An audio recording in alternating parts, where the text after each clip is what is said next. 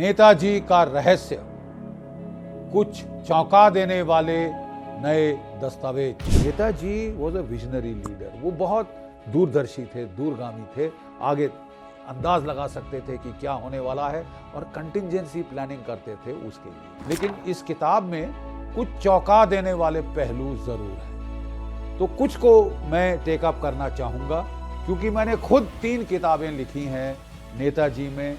नेताजी के बारे में, आज़ाद हिंद फौज के बारे में काफ़ी अनुसंधान के बाद जिसकी आंखें हैं, अब खुद पढ़ लीजिए कि अंग्रेज क्यों कह रहे हैं कि साहब वो क्यों गए। वाई डिड द ब्रिटिश से हम भारत छोड़ के क्यों गए। अंग्रेजों ने पकड़ के सारे कांग्रेस वाले कैद कर दिए, कुचल दिया सर।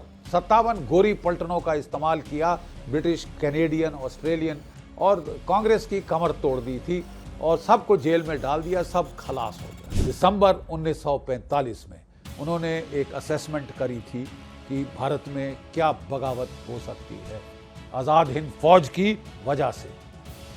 उनका तथ्य था कि बोस और आज़ाद हिंद फौज की वजह से जो भारतीय सैनिकों की वफादारी है ब्रिटिश साम्राज्य के प्रति, वो चकनाचूर हो गई, वो टूट चुकी। जबलपुर की सिग्नल रेजिमेंट EME पलटनों में शुरू हो गया विद्रोह, तो अंग्रेजों की तो पतलून खिसक गई। उसी दिन उन्होंने Lord Pethick Lawrence, secretary of state for India, को फ्लाई इन किया था गवर्नमेंट ऑफ ताइवान से। तो उन्होंने कहा कि साहब 21 अगस्त से लेकर कोई 25 अक्टूबर 1945 तक कोई एयर क्रैश ताइवान में नहीं हुआ, पीरियड। नेताजी का रहस्य, कुछ चौंका देने वाले नए दस्तावेज। कुछ ही दिनों पहले अनुज धर और चंद्रचूड घोष, दो जो नेताजी और Indian national army, Azad Hind फौज के बारे में गहन रिसर्च करने वाले स्कॉलर्स हैं, उन्होंने अपनी एक बड़ी भारी भरकम पुस्तक निकाली है, Bose dissipation declassified. Bose dissipation declassified. इसके अंदर उन्होंने जो भारत सरकार ने नेताजी फाइल्स डीक्लासिफाई करी हैं, उनका गहन अध्ययन किया है, बड़ा बारीकी से उसमें तहकीकात करी है और कुछ बड़ा चौंका देने वाले कंक्लूजन्स उन्होंने पेश किए हैं। मीडिया ने इनमें काफ़ी इंटरेस्ट लिया, कई चैनल्स पर ये दोनों स्कॉलर्स आए हुए थे, डिटेल्ड डिस्कशंस उनकी हुई हैं और काफ़ी बारीकी में उनसे बातचीत की गई है। ज़्यादा तो उन्होंने मीडिया में नहीं बताया, लेकिन इस किताब में कुछ चौंका देने वाले पहलू ज़रूर हैं, तो कुछ को मैं टेकअप करना चाहूँगा, क्योंकि मैंने खुद 3 किताबें लिखी हैं नेताजी में। नेताजी के बारे में, आज़ाद हिंद फौज के बारे में काफ़ी अनुसंधान के बाद ये किताबें, जो मेरी सबसे पहली पुस्तक थी वो थी Bose an Indian samurai. Bose एक भारतीय योद्धा, और उसके बाद मैंने ये किताब करी थी बोस और Gandhi, who made India free. इसमें साहब हमने अपने जो रिसर्चर्स थे, खासकर डॉक्टर कल्याण डे, वो लंदन गए, ट्रांसफर ऑफ पावर आर्काइव्स, जो कि 1977 में अंग्रेजों ने डीक्लासिफाई करी थी, उनमें गहन अध्ययन किया। देखिए, ये ज़्यादा जायज़ नहीं है कि हम कह रहे हैं या नेहरू ख़ानदान के जो कि पर्सनल बायोग्राफर थे तकरीबन, बिपिन चंद्र पाल, कोर्ट हिस्टोरियन जिनको कहा जाता है, उनके मतलब दरबारी तकरीबन, उन्होंने अपनी इतिहास में अपना पक्ष रखा है कि भारत को आज़ादी कैसे मिली, और उस पक्ष के मुताबिक ये केवल और केवल गांधी जी और नेहरू के जो नॉन वायलेंट फ्रीडम स्ट्रगल थी, अहिंसा स्ट्रगल थी, उसकी वजह से, उनके उपवासों की वजह से, उनके चरखे काटने की वजह से आज़ादी मिली। ये कोरा झूठ है।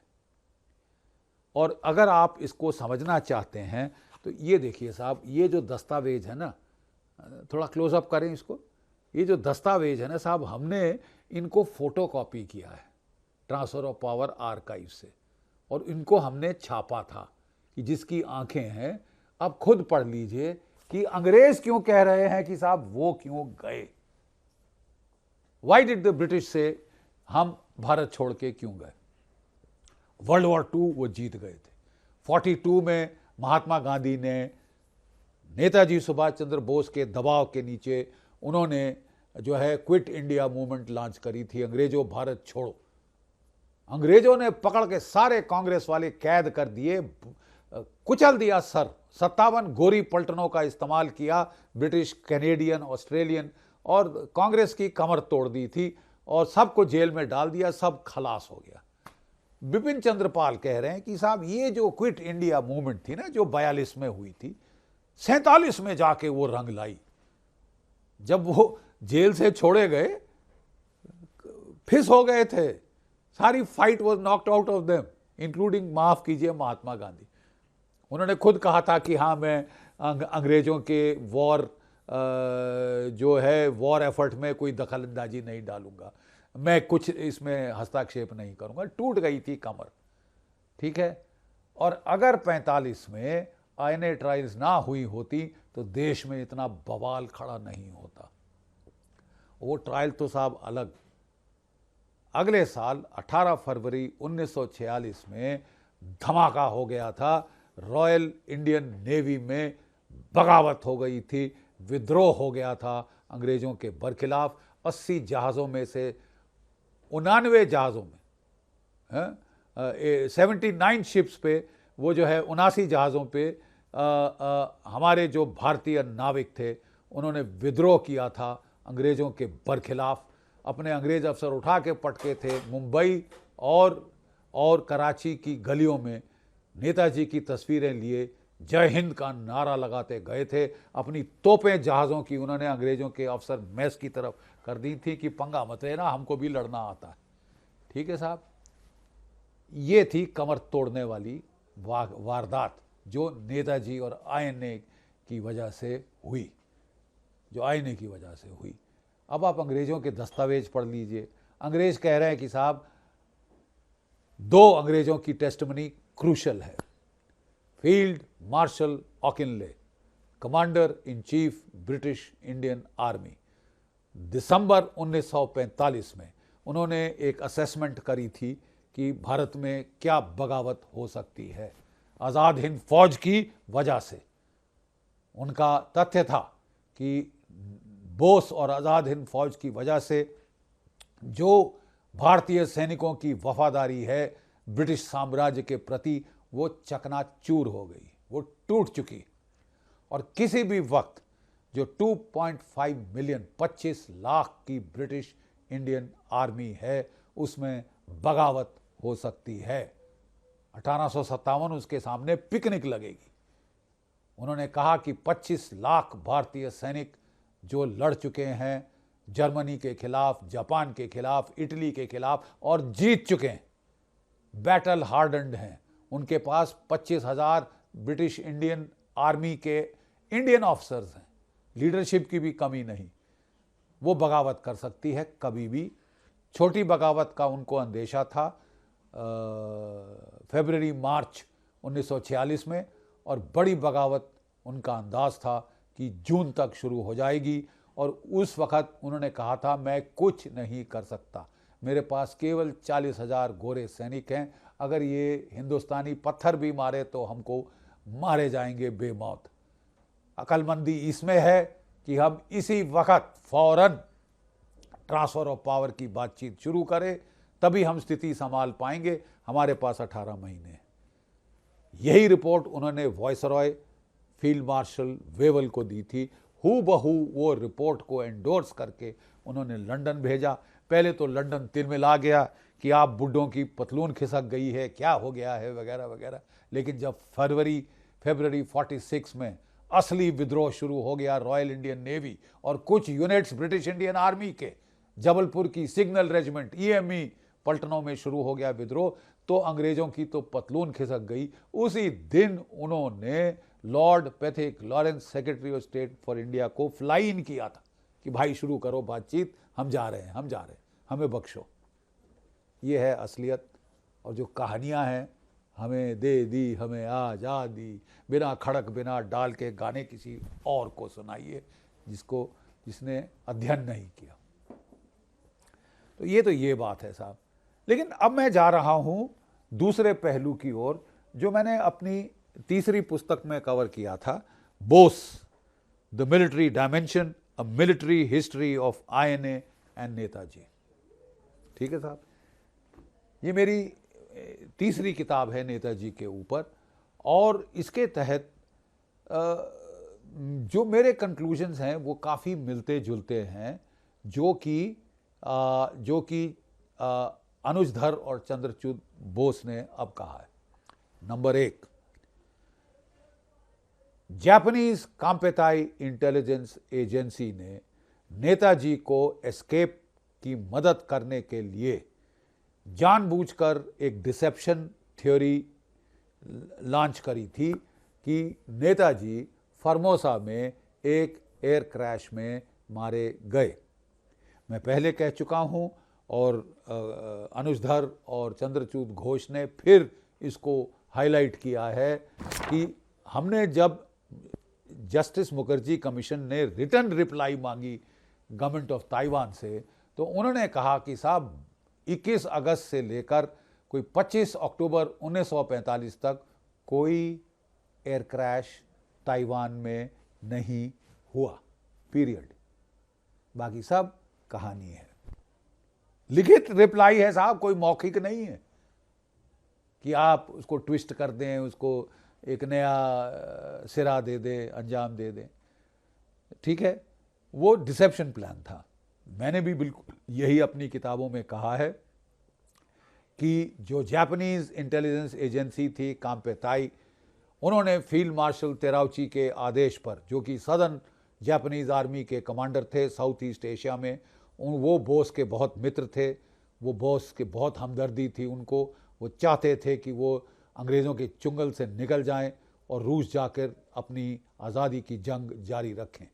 उन्होंने काम्पेताई को कहा, और उन्होंने एक जो है उनको कहा जाता है कि मित्सुबिशी मॉडिफाइड बॉम्बर दिया, जिससे कि वो एजेंट्स को पैराशूट किया करते थे दुश्मन की लाइंस के पीछे खबर लाने के लिए, वो उनको दिया था। इसमें सुभाष चंद्र बोस और लेफ्टिनेंट जनरल शेदेई एक जापानीज जनरल थे जो कि रूसी भाषा के स्पेशलिस्ट थे, और जो surrender negotiations, armistice negotiations, peace talks वगैरह में उनकी महारत थी, स्पेशलिटी थी। वो दोनों गए, इस जहाज़ में बैठ के मंचूरिया उतरे। वहाँ से रिपोर्ट ये थी पहले कि एक जीप में जनरल शेदेई और बोस अपने साथ 2 सूटकेस सोने के भर के ले गए थे, जो कि भारतीय जो डायस्पोरा है साउथ ईस्ट एशिया में, उन्होंने उनको दिया था फ्रीडम युद्ध को जारी रखने के लिए। वो लेकर वो रूस गए थे कि यहाँ पे मैं ज़रूरत पड़ी तो नई आर्मी खड़ी करूँगा हिंदुस्तान की और आज़ादी की जंग जारी रखूँगा। Look at the man, never say die, never give up, right. तो साहब वो वहाँ पे गए थे। वहाँ पे जो रूसी आर्मी एडवांस कर रही थी मंचूरिया के अंदर, वहाँ जाके उन्होंने जो स्मर्श काउंटर इंटेलिजेंस एजेंसी थी सोवियत यूनियन की, जिसके हेड थे विक्टर अबाकुमोव और कर्नल उतरेखिन, ये दोनों के साथ मिलाप किया और उन्होंने आत्मसमर्पण दोनों ने वहाँ पे किया था, राइट। और उसके बाद वो वहाँ से उनको ओम्स्क साइबेरिया ले गए, जहाँ वॉर टाइम में रशियन कैपिटल शिफ्ट की गई थी जर्मन बॉम्बर्स की रेंज के बाहर रहने के लिए। वहाँ पे दिसंबर 1943 में आज़ाद हिंद फौज की free government of free India in exile ने एक एम्बेसी एस्टैब्लिश करी थी, क्योंकि सोवियत संघ ने इस सरकार को मान्यता दी थी, हिस्टोरिकल फैक्ट।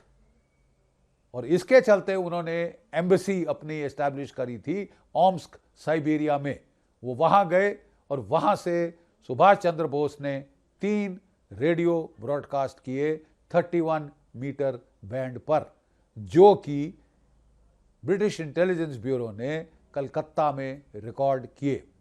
पहला था 25 दिसंबर 1945, दूसरा था 1 जनवरी 1946, तीसरा और आखिरी था 19 फरवरी 1946। याद रहे 18 फरवरी को भारतीय रॉयल इंडियन नेवी में विद्रोह हो चुका था, भारी विद्रोह। 80 जहाज़ों में से 79 जहाज़ों में विद्रोह हो गया था और अंग्रेज हिल गए थे। ये आखिरी ब्रॉडकास्ट है, उसके बाद complete silence, total radio silence. कहाँ गए सुभाष चंद्र बोस, कहाँ गए नेताजी, क्या हुआ उनका, क्या किया गया उनके साथ? चंद्रचूड घोष और अनुज धर कह रहे हैं कि भारतीय सरकार को बिल्कुल साफ विदित था कि नेताजी ताइवान में नहीं मरे, तभी वो नेताजी के रिश्तेदारों पर सर्वेलेंस कर रहे थे कि उनसे आके मिलने की कोशिश करेंगे। आपको याद है कि जब अंग्रेज भागे तो आज़ाद हिंद फौज की डर से भागे, विद्रोह के डर से भागे जो शुरू हो चुके थे, ठीक है साहब। लेकिन उन्होंने सत्ता किसको सौंपी? नेहरू गांधी को, बोस को नहीं, क्योंकि बोस उनका जानी दुश्मन था, आज़ाद हिंद फौज उनकी जानी दुश्मन थी। वो तो अपने चहेतों को ट्रांसफर ऑफ पावर करके गए, ठीक है साहब। और वो चहेतों ने अच्छी नुकेल कसी आज़ाद हिंद फौज के ऊपर, उनकी पेंशन रोक दी, उन्हें सड़कों पर भूखा मरने को छोड़ दिया, उनका नामो निशान मिटा दिया, ठीक है साहब। कोई पत्थर नहीं है इस कायनात में जहां 60,000 की फौज में से जो 26,000 आज़ाद हिंद फौज के सैनिक शहीद हुए थे, उनका कोई शहीद स्मारक हो, कहीं उनके नाम लिखे गए हों। अगर नाम नहीं है आपके पास तो कम से कम अननोन सोल्जर को तो आप ट्रिब्यूट दे सकते हैं। नानी मर गई, क्या 75 साल आज़ादी के बाद आप नहीं कर सकते? अभी भी इतना भय है किसी को अंग्रेजों का कि साहब अगर वो किया तो ये, अरे नेताजी का स्टैचू हमने लगाया है, मोदी जी ने लगाया है वहाँ इंडिया गेट में, राजपथ जो अब कर्तव्य पथ है उस पर लगाया, 28 फुट की मूर्ति, 80 टन की मूर्ति। अगर ये लग गई है तो वो शहीद स्मारक क्यों नहीं बन सकता साहब? मतलब भय क्या है, भय क्या है आपको? मतलब क्यों हम ये ट्रिब्यूट नहीं देना चाहते जिनकी वजह से हम आज़ाद हुए हैं उनको? क्यों हम वो मनगढ़ंत कहानियां उनको हम डाले जा रहे हैं कि केवल और केवल अहिंसा से, क्या कहते हैं, उपवास करने से, चरखा काटने से आज़ादी मिली है? साहब हमें कुछ और कहानी बताइए साहब, जो कि बिलीवेबल तो हो। खैर, अब हम आ रहे हैं जो नई बातें उजागर हुई हैं, और उसमें मैं कहना चाहता हूं कि कुछ नए तथ्य मेरे को मिले।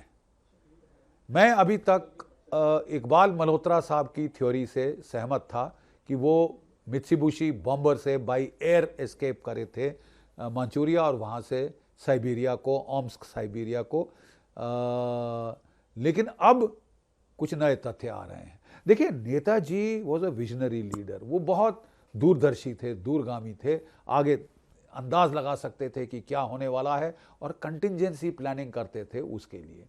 उन्होंने हमको कहा था, गांधी जी को कह दिया था कि गांधी जी, अहिंसा से आज़ादी नहीं मिलेगी, आपको लड़ना पड़ेगा, कोई भीख के कटोरे में आज़ादी नहीं डालता।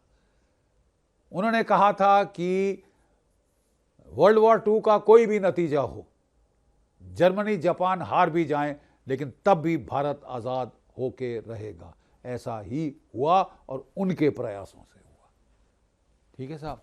तो वो दूरगामी थे, दूरदर्शी थे, वो देख चुके थे कि जापान पहले जर्मनी सरेंडर कर चुका है, ठीक है, 45 के शुरुआत में, और अब जापान सरेंडर की कागार पे है। क्या उन्होंने कंटिंजेंसी एस्केप प्लान नहीं बनाए होंगे? वो जर्मनी से कैसे एस्केप किए थे 1943 में? उस वक्त भी प्लान था कि उनको बाई एयर भेजा जाए, फार ईस्ट जापान भेजा जाए, ठीक है। लेकिन जो ब्रिटिश इंटेलिजेंस, अमेरिकन इंटेलिजेंस हर रेडियो ट्रांसमिशन सुन रही थी, इलेक्ट्रॉनिक वॉरफेयर कर रही थी। और जैसे ही ये रेडियो चैनल पे आता कि कौन जा रहा है, कौन जहाज कहाँ से कहाँ जा रहा है, तो वो उस जहाज को शूट डाउन करने की पूरी ताकत लगा देते। इसलिए हिटलर ने नेताजी को बाई एयर नहीं भेजा था, डिले कर दी, बहुत डिले कर दी, जो कि महंगी पड़ी हमको आज़ादी की जंग को। क्योंकि अगर 42 में हमने हमला कर दिया होता जापानी फौज के साथ आईएनए ने, तो उस वक़्त अंग्रेज़ों के मोराल बूट में था। पिट के आए थे वो सिंगापुर से, मलेशिया से और बर्मा से, और like a knife through butter चले जाता। लेकिन वो हिटलर ने अपना सोच के उनको डिले किया कि तुमको ऐसे नहीं, मैं सबमरीन से भेजूंगा। हालांकि जापानी बड़ी देर से जापान का एम्बेसडर रिक्वेस्ट कर रहा था, बोस हमें दे दो, ठाकुर हमें दे दो बोस, हम वो वहाँ आज़ाद हिंद फौज का की जो है लीडरशिप वही प्रदान कर सकता है। तो अल्टीमेटली वो 43 के अंदर वो एक submarine German you boat U-208 से वो एस्केप करके आए थे कैल की बंदरगाह से, round the cape of good hope, Madagascar के साथ जापानीज I-29 सबमरीन आई थी। Only submarine to submarine transfer of world war II वहाँ हुआ था, और वो भी एक इतने बड़े नेता का, जो कि बोस वो हिमाकत उसी की थी कि वो कर सकते थे। स्टॉर्म में ये सब हुआ था, खैर दूसरी कहानी है। वो फिर मलया आए और वहाँ से वो जापान आए, आज़ाद हिंद फौज की कमांड संभाली। 22 अक्टूबर 1943 को उन्होंने ऐलान कर दिया भारत की आज़ादी का, declaration of independence of India and formation of a free government in exile, जिसे 9 देशों ने मान्यता दी। Germany, Japan, Italy, axis powers ने तो दी ही दी, सोवियत संघ ने भी नेताजी की आज़ाद हिंद सरकार को मान्यता दी थी। और इसके चलते दिसंबर 1943 में आज़ाद हिंद सरकार की एक एम्बेसी ओम्स्क, साइबेरिया में इस्टेब्लिश की गई। ओम्स्क में क्यों? क्योंकि जो वॉर टाइम सोवियत संघ की सरकार थी वो मॉस्को छोड़ के यहाँ आई थी, ताकि वो out of range Japanese bombers के हो जाए। केवल स्टालिन मॉस्को में रहा था अपने क्लोज स्टाफ के साथ। पूरी government, Soviet government Omsk Siberia में आई थी। वहाँ पे हमारा राजदूतावास एस्टैब्लिश किया गया था और वहाँ पे नेताजी गए थे। ये एस्टैब्लिश हो चुका है। वो 3 रेडियो ब्रॉडकास्ट जो मैंने आपको बताया उससे एस्टैब्लिश हुआ है। और अब बात ये करनी है कि अगर वो बाई एयर नहीं गए, शेडई के साथ नहीं गए, ये लोग कह रहे हैं अब, तो वो कैसे गए? देखिए, जो नया एक तथ्य सामने उभर कर आया है कि जर्मन सबमरीन्स का एक स्क्वाड्रन पेनांग मलेशिया में था। इसमें 43 सबमरीन्स थी, जिनमें कई तो जर्मन सबमरीन्स थी, यू बोट्स, और एक जो है इटालियन सबमरीन थी साहब। ये इटालियन सबमरीन थी, इसका नाम था लुगी दुरेली I-504। ये जब इटली ने सरेंडर कर दिया था तो जर्मनी ने इस सबमरीन को पकड़ लिया था और फिर उसे यहाँ भेजा था ऑपरेशंस के लिए पेनांग, साउथ ईस्ट एशिया में, राइट। और कहा जाता है कि फिर इसको लड़ाई के दौरान जापानीज नेवी ने टेक ओवर कर लिया था। बड़ी दिलचस्प कहानी है सबमरीन की। जापान का सरेंडर हो गया था 18 अगस्त को, लेकिन ये जो सबमरीन है 30 अगस्त 1945 को ये सबमरीन कहते हैं सी ऑफ जापान में सरफेस हुई और इसने फायर खोल दिया। एक जो अमेरिकन रिकॉनेसांस एयरक्राफ्ट था जो टोह ले रहा था, उसको उसने शूट डाउन कर दिया। क्या ज़रूरत थी सबमरीन को लड़ाई के ख़त्म होने के बाद एक अमेरिकन रिकॉनेसांस एयरक्राफ्ट को शूट डाउन करने की? मतलब ज़रूरत क्या थी? क्या लेके जा रही थी ये submarine? What precious cargo was it carrying? अटकल ये है साहब कि कवाबे के जापानीज सी पोर्ट से ये सबमरीन शुरू हुई थी नेताजी सुभाष चंद्र बोस को लेकर। उन्होंने भी ठीक वही जो हिटलर का प्लान था उसको उसको इस्तेमाल किया था कि नॉट बाय एयर, क्योंकि उसकी ट्रांसमिशन पकड़ी जाती है। सबमरीन की कोई ट्रांसमिशन नहीं होती अंडर सी।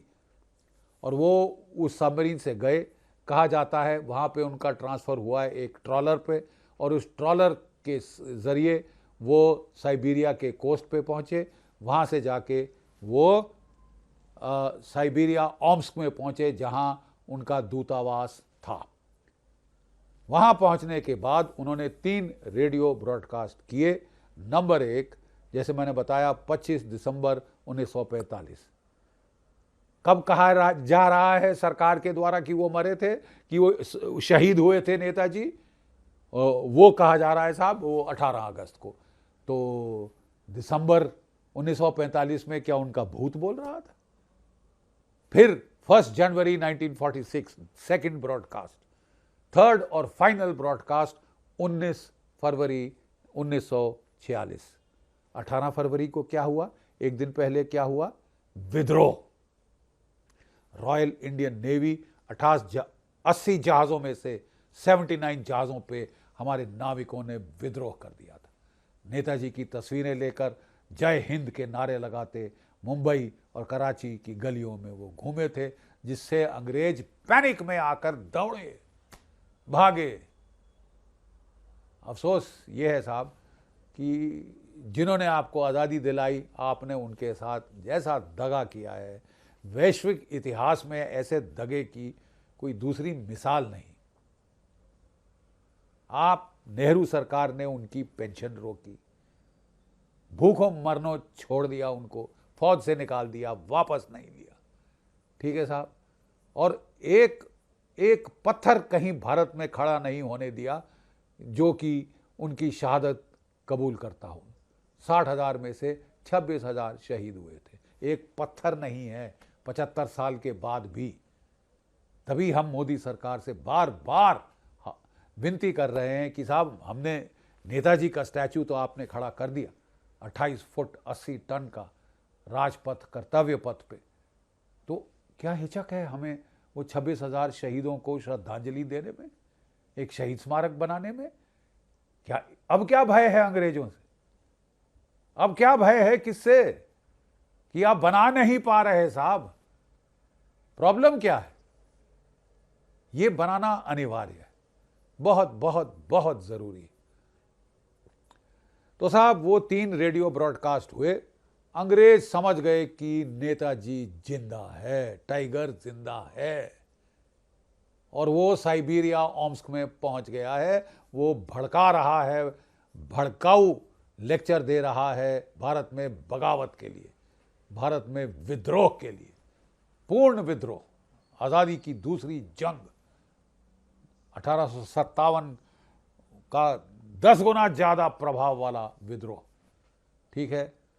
तो कहते हैं कि साहब उस वक़्त उन्होंने 2 ट्रीटीज़ थी, ये दस्तावेजों में है, ब्रिटेन की और सोवियत संघ की। एक थी 1941 की, दूसरी थी 1943 की, जिसके तहत उन दोनों में समझौता था कि वो इंटेलिजेंस शेयरिंग करेंगे और वह क्लैंडस्टाइन ऑपरेशंस में कोऑपरेशन करेंगे, सीक्रेट ऑपरेशंस में कोऑपरेशन करेंगे।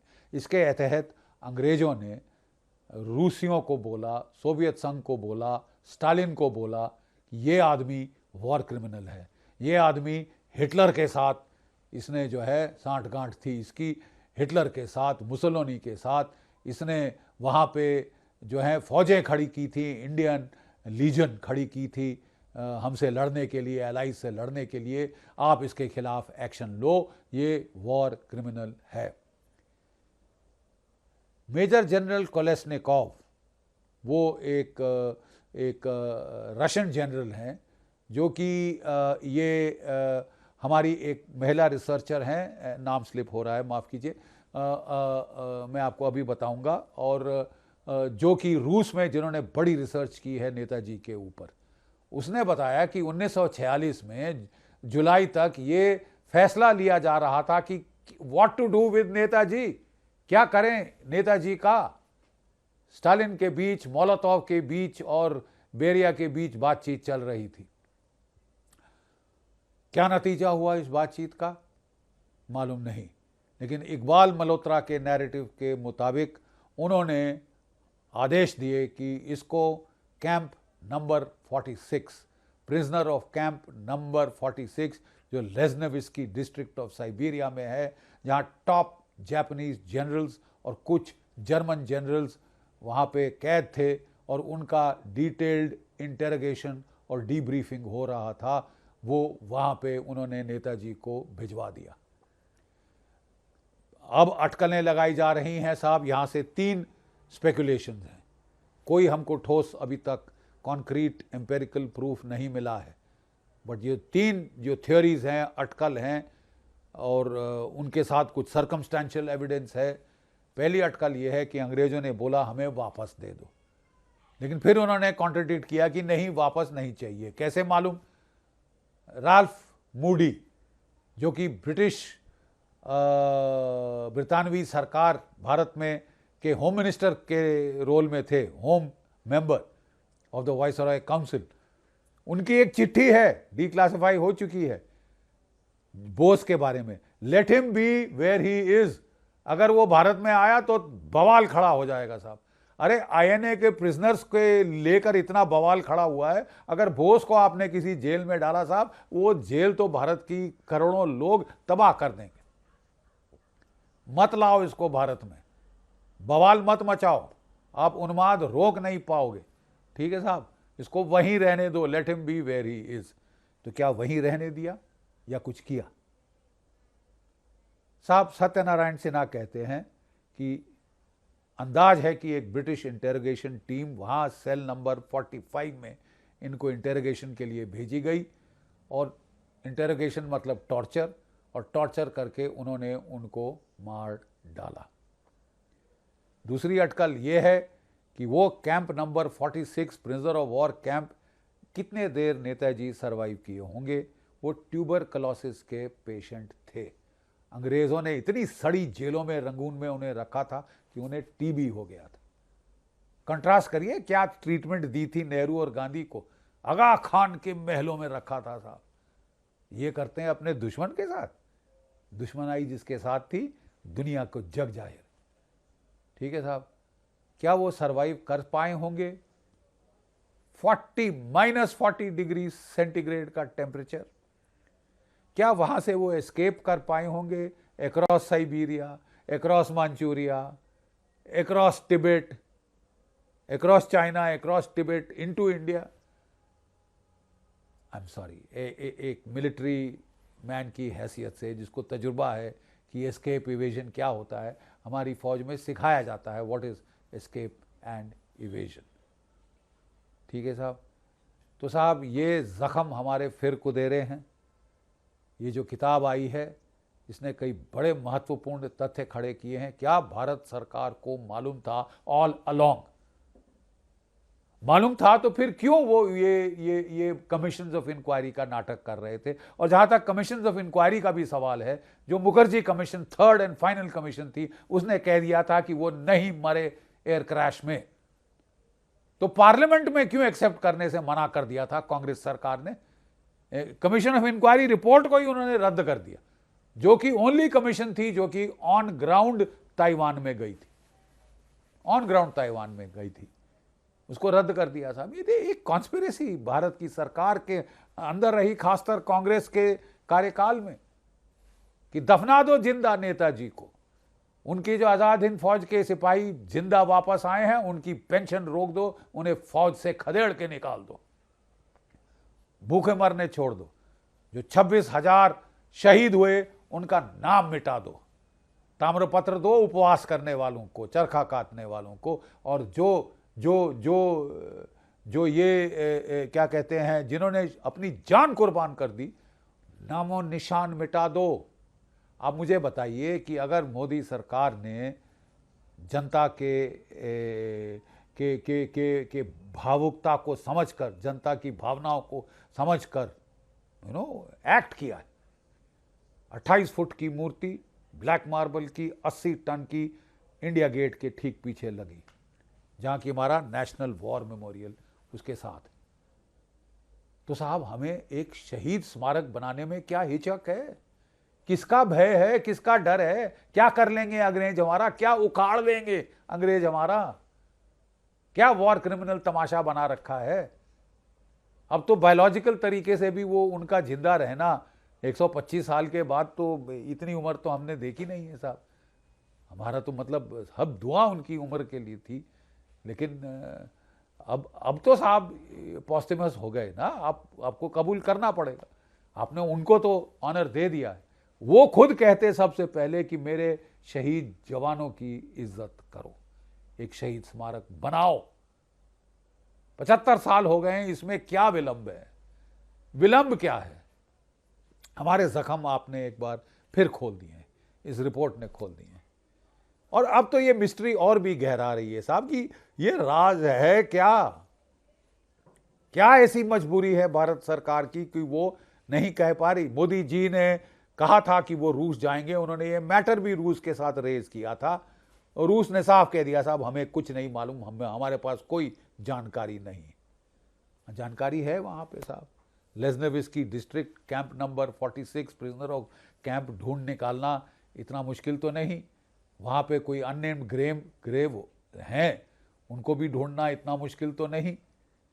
और दस्तावेजों में है, डेफिनेटली है। केजीबी की दस्तावेजों में होगा, स्टालिन की पर्सनल फाइल्स में होगा। फ्रांस के पास भी ये खबर है। मैं बताना चाहता हूं कि मोस्ट ऑफ द एक्शन जो लास्ट में एस्केप एंड इवेजन का था वो हो ची मिन सिटी, साइगॉन और हानोई वगैरह से हुआ था, क्योंकि वहां से फ्लाइट्स टेक ऑफ की थी इधर टुवर्ड्स मंचूरिया और टुवर्ड्स ताइवान, और वो वहां से जापान गए होंगे और वहां से सबमरीन पकड़ के वो साइबेरिया गए। तो वहां पे कहते हैं कि मेजर जनरल चैटर्जी जो कि आज़ाद हिंद फौज की सरकार में फाइनेंस मिनिस्टर थे, वो भी जो है अगस्त के आखिर तक वो भी हो ची मिन सिटी, साइगॉन पहुंच गए थे और वहां से जहाज पकड़ के उनको ओम्स्क साइबेरिया जाना था। $1 मिलियन वर्थ गोल्ड उनके साथ था। एक lieutenant colonel Wilson British military intelligence का लगाया गया था उनको पकड़ने, जैसे तैसे पकड़ने, और वो उनको पकड़ने में सफल हुआ। उनकी इंटेरोगेशन रिपोर्ट है जो अभी तक डिक्लासिफाई नहीं हुई। कहाँ है ये interrogation report major general Chatterjee की? एक वहाँ पे और थे आईएनए के बड़े महत्वपूर्ण कार्यकर्ता, उनके एक इंटेलिजेंस वाले, उसका नाम था ब्रू चांडी। उनको भी जो फ्रेंच फौज थी, captain Frederick Powell, French military intelligence, उन्होंने कैप्चर किया था। उनको टॉर्चर किया था वहाँ की तहखानों में साइगॉन के, और फिर उनको पांडिचेरी भेजा गया था। प्रोफेसर मोरे जो कि आज़ाद हिंद फौज से उनका बहुत ताल्लुकात है, वो उनको मिले थे पांडिचेरी में। क्या कहा था, क्या बताया था उसने, वो भी कुछ राज जानता था। ठीक है, लेकिन साइलेंस है। नंबर 2 थे आज़ाद हिंद फौज के मिस्टर AC नाम्बियार। उनको नेहरू जी ने अपनी IFS फॉरेन सर्विस में ले लिया था और फिर 1961 में वो रिटायर होने के बाद यूरोप में सेटल हुए थे और उनको स्विस फ्रैंक्स में फॉरेन पैसे करेंसी में पेंशन दी गई थी। वो उनको इंडिया भी नहीं इतना वो चाहते थे कि अब ये सर्विस के बाद यहाँ पे रहे। कुछ राज हैं साहब। जो 14 सबसे इंपॉर्टेंट फाइल हैं, 13 या 14, वो तो इंदिरा गांधी जी ने डिस्ट्रॉय कर दी थी। वो राज वहाँ ख़त्म हो गया। लेकिन मेरे हिसाब से राज अभी भी इंटेलिजेंस ब्यूरो की फाइल्स में है। इंटेलिजेंस ब्यूरो कहता है साहब हम अपनी फाइलें खोलने लगे तो फिर तो साहब क्या राज रह जाएगा हमारा। तो वो तो बिल्कुल उन्होंने साफ मना कर दिया है। जो भी 1200 फाइल जो भी डिक्लासिफाई हुई हैं आज तक कमीशंस ऑफ इंक्वायरी रिपोर्ट्स के लिए या इसके लिए, उनमें कोई इंटेलिजेंस ब्यूरो की फाइल तो नहीं है। कोई फाइल होम मिनिस्ट्री की फाइल्स हैं, बाकी फाइल्स हैं, वेस्ट बंगाल गवर्नमेंट की फाइल्स हैं, वो नहीं है साहब। आई थिंक समय आ गया है टू गिव क्लोजर। जितना आप छुपाने की, दबाने की, दफनाने की कोशिश करेंगे उतना ये सांप उजागर होंगे, उतने गड़े मुर्दे आपको उखाड़ने पड़ेंगे। We have to get to the truth, for the truth concerns us all. सत्यमेव जयते कहने वाली सरकार को सत्य उजागर करना ही होगा, क्योंकि ये जो सत्य है, this truth concerns who we are, हम कौन है, हमारा वजूद क्या है, हम आज़ाद कैसे हुए। ये तो साफ विदित है अब कि नेताजी सुभाष चंद्र बोस और आज़ाद हिंद फौज की वजह से हुए। नेताजी को तो हमने उनका सही स्थान दिल्ली में दे दिया, लेकिन उनके सैनिक 26,000 शहीद, एक पत्थर नहीं इस कायनात में जहां उनका नाम हो। भय क्या है, डर किस बात का है साहब, क्यों हम कतरा रहे हैं। वो 26,000 शहीदों को उनका जो हक से सम्मान बनता है वो देने में क्यों एक वॉर मेमोरियल नहीं बन सकता, क्यों एक शहीद स्मारक भारत में, दिल्ली में, राजधानी में, इसके दिल में नहीं बन सकता। जय भारत, जय हिंद।